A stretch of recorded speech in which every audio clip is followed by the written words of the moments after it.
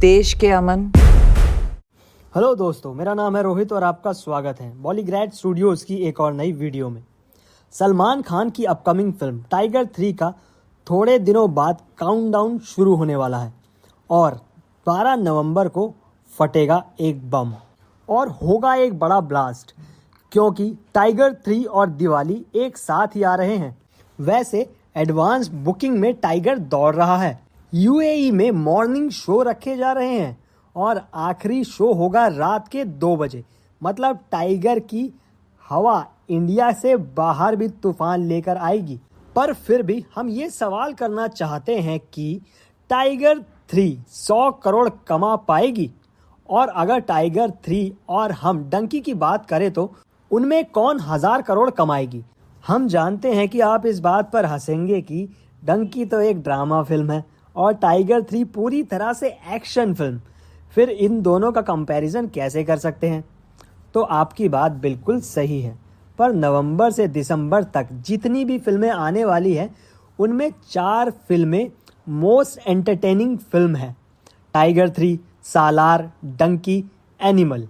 उसमें से हमने टाइगर 3 और डंकी इसलिए ली क्योंकि ये सलमान और शाहरुख खान की फिल्म है और टाइगर 3 में शाहरुख की एंट्री होने वाली है। देखिए, जॉनर कौन सा भी हो, पर यहाँ बात तो 1000 करोड़ की हो रही है। अब टाइगर 3 को देखा जाए तो सलमान अपने ओरिजिनल अवतार में नज़र आते हैं। फिर किसी का भाई किसी की जान उनकी खुद के प्रोडक्शन की ही फिल्म थी। इसके लिए उन्होंने क्या क्या किया था, नकली बाल लगाए थे और पता नहीं क्या क्या, पर फिर भी उस फिल्म में अपने कैरेक्टर को एंजॉय करते हुए नहीं नजर आए। वो उनकी फिल्म लग ही नहीं रही थी। पर टाइगर 3 में ऐसा लगता है कि वो पूरे उस कैरेक्टर में घुस गए हैं, जैसे वो उनकी फेवरेट फ्रेंचाइजी है और यही अवतार उन्हें सूट करता है। दूसरी बात ये है कि ये 12 नवंबर को रिलीज़ होने वाली है और डंकी दिसंबर को, यानी कि बीच में बहुत बड़ा गैप है। पर कॉन्सेप्ट की बात करें तो ट्रेलर से लग रहा है कि कंटेंट अच्छा होगा, पर 3 घंटे की फिल्म में ये अच्छी तरह से पता चल जाएगा कि सच में कंटेंट अच्छा है। मतलब स्क्रिप्ट इतनी पावरफुल है कि नहीं कि वो 1000 करोड़ पे पहुंच जाए। ऊपर से डंकी को आप देखेंगे, कोई रिपोर्ट देखना तो उसमें लिखा होगा कि 1000 करोड़ कमाने के फुल चांसेस हैं। यानी कि राजू हिरानी ने अपनी फिल्मों में एक ऐसा जादू चलाया है कि कोई भी फिल्म देखे बिना ये डंके की चोट पर कह सकता है कि फिल्म 1000 करोड़ कमाएगी। तो ये टाइगर 3 को एक थोड़ा सा संभल कर रहना पड़ेगा। पर टाइगर 3 को एक फ़ायदा है कि 12 नवंबर को कोई फिल्म नहीं आ रही है। इसका मतलब कि सिर्फ टाइगर का राज है। पर डंकी के साथ बीच में सालार टपक पड़ी है, तो यहाँ पर स्क्रीनिंग, एडवांस बुकिंग से लेकर बहुत कुछ गड़बड़ करने वाला है। टाइगर 3 को बहुत सारे फ़ायदे होने वाले हैं, क्योंकि अगर टाइगर 3 के बाद की भी फिल्म देखें तो 1 दिसंबर से एनिमल, शाम बहादुर रिलीज़ होने वाली है, यानी बीच में बहुत गैप है। तो टाइगर आराम से पैसा वसूल कमाई कर सकता है। रणबीर कपूर की फिल्म एनिमल एक वायलेंट ड्रामा है, उसमें एक्शन भी होगा। इसमें फादर सन रिलेशनशिप भी दिखाई जाएगी, बस अलग ढंग में। वहीं टाइगर 3 में भी हमें यही दिखाया जाएगा, पर यहाँ मिशन घूमता है फैमिली इमोशन के आसपास। पर एनिमल को A-लिस्ट सर्टिफिकेट मिला है, अडल्ट सर्टिफिकेट, जिसकी वजह से उनका ऑडियंस लिमिटेड हो जाता है।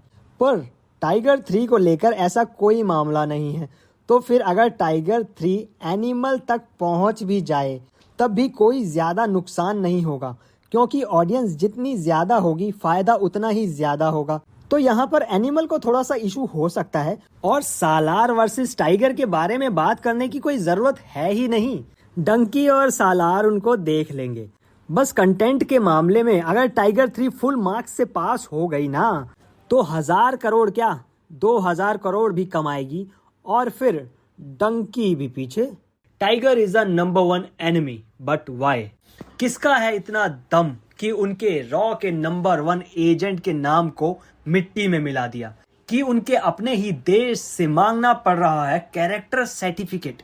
तो यहाँ पर आता है सिर्फ एक ही बंदे का नाम, इमरान हाशमी का किरदार, जिसकी एक भी झलक ना तो किसी पोस्टर में है और ना ही टाइगर के मैसेज में नजर आई। और यही बात हमारी क्यूरियोसिटी को बढ़ा रही है कि उनका किरदार कैसा होगा, वो कितना पावरफुल होगा कि उसने टाइगर को एनिमी बना दिया, उसे रंगे हाथों पकड़वाया। वैसे बात की जाए इमरान हाशमी की तो ये बंदा भी अपने किरदार को या फैंस को फेल नहीं करता। ये एक ऐसा वर्सेटाइल एक्टर है जो हर रोल में ऐसे फिट होते हैं जैसे कि चाय के साथ पार्ले जी। और इस बार टाइगर 3 में वो बंदूकों से तो खेल ही रहे हैं, लेकिन साथ ही टाइगर के दिमाग से भी खेलने वाले हैं, which is the most exciting part of this movie. क्योंकि जब भी फिल्म का विलन माइंड गेम खेलता है ना, तो उसे हराना हीरो के लिए काफी मुश्किल हो जाता है। और ये तो एक ऐसा विलन है जिसे हराने के लिए टाइगर और पठान दोनों आएंगे, और पॉसिबली कबीर यानी ऋतिक रोशन भी। लेकिन ये तीनों रॉ एजेंट मिलकर भी इस किरदार को मार नहीं पाएंगे, क्योंकि ये स्पाई यूनिवर्स का सबसे बड़ा विलन है। जैसे थैनोस ने एवेंजर्स को एज ऑफ अल्ट्रॉन्स के बाद परेशान करना शुरू किया था, उसके साथ माइंड गेम्स खेली थी, एक एक करके उसके अपनों को मार गिराया था, वैसा ही किरदार होगा इमरान हाशमी का, जो टाइगर 3 के बाद वॉर 2 में जूनियर एनटीआर का साथ देंगे। उसके बाद टाइगर 3 वर्सेस पठान में भी उनका किरदार होगा, और इन दोनों के बीच जो सिविल वॉर होगी उसकी वजह भी यही किरदार होगा। किसी भी फिल्म यूनिवर्स में एक ऐसा विलन होता है जो हीरोज को काफी परेशान करता है, और स्पाई यूनिवर्स के वो विलन इमरान हाशमी। उसके साथ ही हम टाइगर 3 से काफी सारे हाई लेवल के एक्शन की उम्मीद कर सकते हैं, क्योंकि टाइगर के मैसेज में ही इतने सारे सीक्वेंस नजर आए, जिसमें बेकाबू टाइगर जीप पर जंप मारकर चढ़ रहा है, तो कभी स्पाइडरमैन की तरह ब्रिज से लटक रहा है, तो कभी इस्तांबुल के एक बड़े टावर से हाई जंप कर रहा है, तो कभी बाइक से एक सुपर जंप।